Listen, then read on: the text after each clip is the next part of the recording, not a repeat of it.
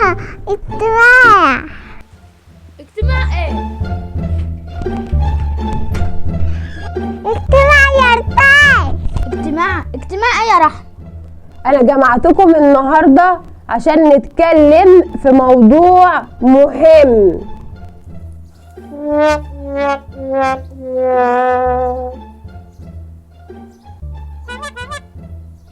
لا انا مش عايزاكم تنحوا لي كده من الاول، ده احنا لسه قاعدين. فقوا لي كده وصحصحوا لي عشان في كلام مهم هيتقال في القعده دي. طبعا بما انكم شيء اساسي في البيت ده فلازم تعرفوا حاجات مهمه اليومين الجايين. طبعا انتوا شايفين اليومين دول الحال عامل ازاي، فلازم تراعوا اللي احنا فيه كابناء. كايه؟ كابناء. اول حد هبدا بيه وهو انت. بالنسبه لحضرتك ده بعد اذنك يعني لو سمحت مش كل شويه تيجي تقول لي يا ماما انا عايزه فستان كذا، يا ماما انا شفت فستان النهارده على التليفون خرافي، تبقى انت السندريلا. انا مش الساحره اللي ماشيه وراها تغير لها في الفستان اللي هي لابساه كل شويه. مش يا ماما انا عايزه الفستان ده، حاضر من عينيا، مش وقته يا جماعه الكلام ده. عندك فستان الحمد لله بقالك سنتين بتلبسي فيه، كملي برده كده، كملي بيه لحد ما ربنا يعدينا من الغمه اللي احنا فيها دي، وبعد كده نشتري الفستان اللي احنا نفسنا فيها. هل لديك اقوال اخرى؟ ايوه عندي ماشي يا ماما، مش عايزه فساتين ولا العاب، بس بالنسبه للمصيف مش هنصيف السنه دي؟ مصيف مره واحده؟ لا هو انتوا ما تعرفوش ان احنا السنه دي ان شاء الله ما فيش مصيف في اي مكان. وبالنسبه للعوامه اللي حضرتك فرحانه بها دي هنفخها لك وهعمل لك البانيو في الحمام جوه تقعدي فيه كل يوم ساعتين، مفيش احسن من كده روقان. بس كده يا ماما ظلم على فكره، صحابي كلهم مصيفوا، اللي راحت اسكندريه، اللي راحت شرم، واللي راحت الغردقه. الغردقه مره واحده؟ لحضرتك ما بتشوفيش الفيديوهات اللي على التليفون، سمكه القرش اللي كانت السايحين اللي كانت الاجانب؟ ايش حال بقى المصريين لو رحنا اول ما هتشم ريحتنا هتشفطنا؟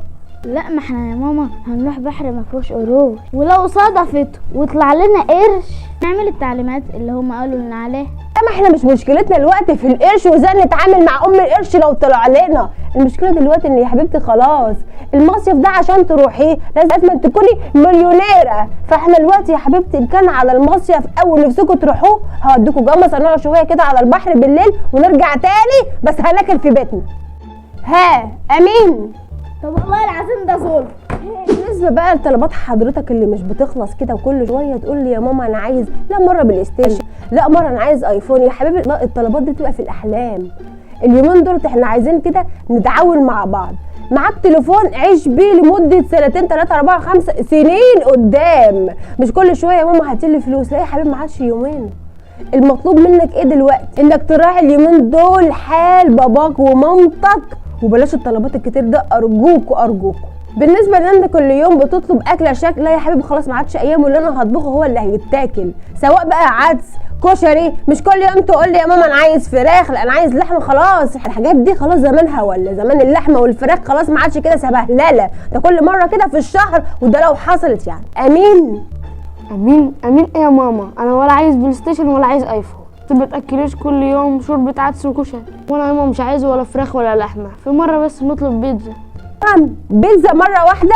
اللي هو انت شايف البيتزا دلوقتي عشان نجيبها بندفع قد ايه؟ وكمان احنا ما شاء الله عيله كام فرد، هنجيب بيتزا واحده؟ كان على البيتزا هعملها لكم في البيت. ها امين؟ بس يا ماما اعملي اللي انتوا عايزينه وانا موافق. نيجي بقى على الاخر العنقود سكر معقود. بص بقى يا حبيبتي، اللي كل طموحها في الحياه شويه جم ومصاصات وشوكولاته، بصي يا حبيبتي خف علينا شويه. انا هجيب لك اللي انت عايزاه بس مش كل يوم، مش كل يوم تقولي لي يا ماما انا عايزه جامي، انا عايزه شوكولاته، انا عايزه مصاصه، لا ده انا عايزه بتاع ايس كريم ابو 15 جنيه. ما عادش حاجه يا حبيبتي ب 15 جنيه دلوقتي، بقت الاوريايه اللي انت كنت بتحبها بقت ب 40 جنيه. ها حبي يا حبيبتي الحاجات اللي على قدك. بحب الجمي كتير يا ماما، صوصات وشوكولاته. ماما وديني الملاعة عشان خاطري. البس المايو واروح البحر يا ماما. انت عايزه مصاصات وشوكولاتات كتير يا ماما، وعايزه تروحي الملاهي عشان خاطري؟ والله يا حبيبتي انا نفسي اجيب لكم كل حاجه، انا نفسي اعمل لكم كل حاجه.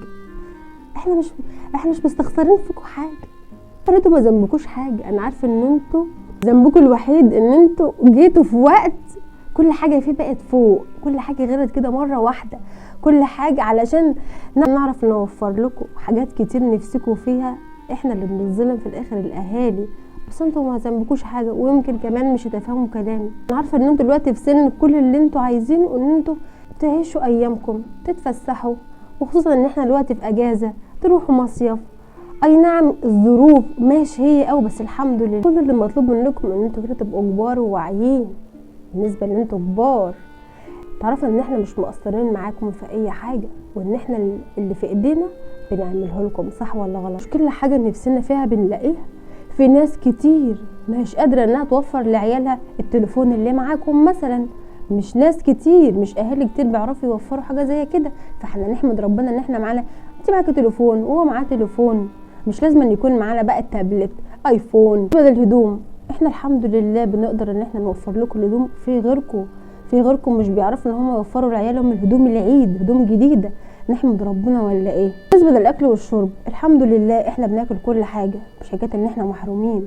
بس في ناس ما بتشوفش اللحمه، في ناس ما بتشوفش الفراخ، في ناس ما بتشوفش البيتزا اللي انتوا كل شويه بتطلبوها ديت وبتجيلكم. اي نعم مش كل يوم بنجيبها لكم، بس يوم ما بتطلبوها وبنقدر ان احنا نجيبها فبنجيبها. لكن في ناس وفي اطفال مش بيشوفوا الحاجات دي. مش كل حاجه نبص عليها كده في ايدين غيرنا بيبقى نفسنا فيها. في اللي يقدر يوفره وفي اللي ما يقدرش يوفره. فانتوا الوقت بما انكم كبار وعاقلين تتفهموا الموضوع، تتفهموا مش كل حاجه نفسنا فيها بنعرف اللي احنا نجيبها، خصوصا لما بتكون حاجه مش بمقدره الاهالي، حاجه بتكون غاليه. فالرضا ان احنا نرضى باي حاجه موجوده معانا، ونفكر ان في اهالي مش بتعرف توفر لاولادها الحاجات اللي معاكم دي، فنحمد ربنا على اللي موجود في ايدينا. ولا ايه؟